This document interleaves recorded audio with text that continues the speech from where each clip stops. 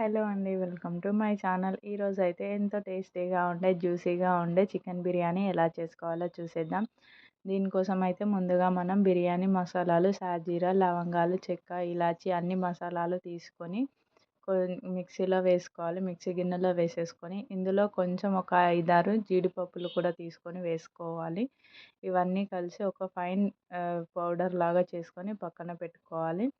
మనం ముందుగానే చికెన్ బిర్యానీ కోసం ముందుగా చికెన్ ఒక హాఫ్ అన్ అవర్ అర్ధగంట ముందు ఉప్పు నీళ్ళలో వేసి నానబెట్టుకున్న చికెన్ని బాగా కడుక్కొని మనం బిర్యానీ ఏ గిన్నెలో అయితే చేసుకుంటామో అదే గిన్నెలో వేసేసుకోవాలి. ఈ చికెన్ అంతా వేసేసుకొని ఇప్పుడు ఇందులో ఉప్పు, కారం, పసుపు, అల్లం వెల్లుల్లి పేస్టు, మనం ముందుగా పట్టి పెట్టుకున్నాం కదా బిర్యానీ మసాలాలు పౌడర్, ఆ పౌడర్ వేసేసుకోవాలి.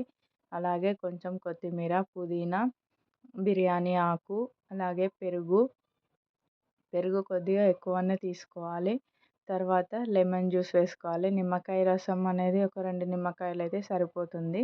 ఇలా తీసేసుకొని ఇవన్నీ బాగా ముక్కలకి పట్టేటట్టు బాగా కలుపుకోవాలి. ఎంత మంచిగా కలుపుకుంటే ముక్కలు అనేవి అంత నీచు వాసన రాకుండా ఈ మసాలాలన్నీ బాగా పట్టి చాలా టేస్టీగా ఉంటుంది బిర్యానీ.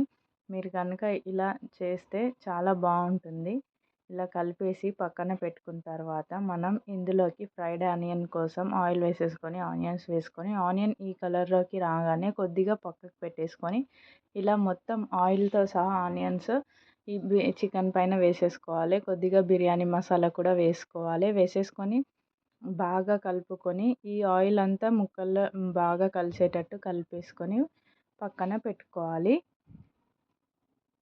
ఇప్పుడు మనం రైస్ కోసం ఒక గిన్నెలో వాటర్ వేసేసుకోవాలి. సగం కంటే ఎక్కువనే వేసుకోవాలి. ఎంతైనా వేసుకోవచ్చు వాటర్. రైస్ ఉడికేటట్టు వేసుకోవాలి. ఇలా వాటర్ వేసుకొని అందులో బిర్యానీ ఆకు, చెక్క, లవంగాలు, ఇలాచి, కొద్దిగా ఆయిలు, మీ దగ్గర నెయ్యి ఉంటే నెయ్యి కూడా వేసుకోవాలి. లేదంటే ఆయిల్ వేసేసుకొని అలాగే 2 నిమ్మకాయ చెక్కలు వేసుకొని కొంచెం కొత్తిమీర వేసేసుకొని ఉప్పు వేసేసుకొని ఆ వాటర్ అనేది బాగా మసిలే వరకు ఉంచాలి. కొంచెం మసిలినాక అప్పుడు మనం ముందుగా రైస్ కడిగేసి పెట్టుకుంటాం కదా బిర్యానీ రైస్, ఆ రైస్ అనేది ఇందులో వేసేసుకోవాలి. చూసారు కదా ఇలా కొంచెం ఉడికించుకోవాలి బాగా. ఇది అనేది ఒక 50% ఉడకాలి. 50% ఉడికినాక మీకు చూపిస్తాను చూడండి ఒకసారి. ఇలా ఉంటే పట్టుకుంటే విరిగిపోతుంది కదా, అలా ఉన్నప్పుడే ఇది అనేది రైస్ తీసేటప్పుడు వాటర్ అనేది చాలా అందులోనే పోకుండా కొంచెం చికెన్లో కూడా వచ్చేటట్టు వాటర్తో పాటు వేసేసుకోవాలి. ఎందుకంటే చికెన్ అనేది మంచిగా ఉడుకుతుంది. కొంచెం జ్యూసీగా కూడా ఉంటుంది. బిర్యానీ కూడా చాలా టేస్ట్ ఉంటుంది.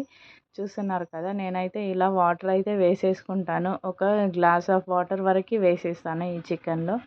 ఇలా వేసుకుంటే చికెన్ కూడా మంచిగా ఉడుకుతుంది, జ్యూసీగా ఉంటుంది. ఇలా వేసేసుకున్నాక మనం ఫ్రైడ్ ఆనియన్స్ పక్కకు తీసి పెట్టుకున్నాం కదా, ఆ ఫ్రైడ్ ఆనియన్స్ కొంచెం కొత్తిమీర, పుదీనా వేసేసుకొని ఫుడ్ కలర్ కూడా వేసేసుకోవాలి.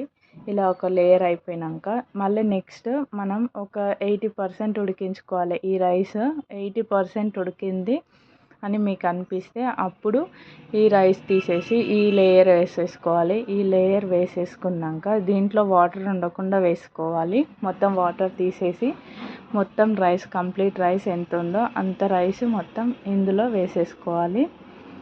ఇలా వేసేసుకున్నాక దీనిపైన కూడా ఫ్రైడ్ ఆనియన్స్ వేసుకోవాలి. ఫ్రైడ్ ఆనియన్స్, కొత్తిమీర, పుదీనా, అలాగే ఫుడ్ కలర్ మళ్ళీ వేసేసుకోవాలి. ఇలా వేసేసుకొని మూత పెట్టేసి పెట్టుకుంటే మనం డైరెక్ట్ పొయ్యి మీద పెట్టకుండా ఇలా పెంక పెట్టుకుంటే బిర్యానీ అనేది మాడకుండా ఉంటుంది.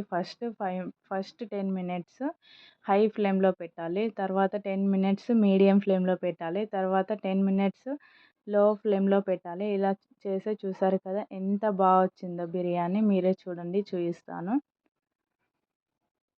ఇలా చూసారు కదా ముక్క అనేది ఎంత బాగా ఉడికిందో, తీస్తుంటేనే చినిగిపోయింది. ఇంత మంచిగా టేస్టీగా బిర్యానీ వస్తుంది.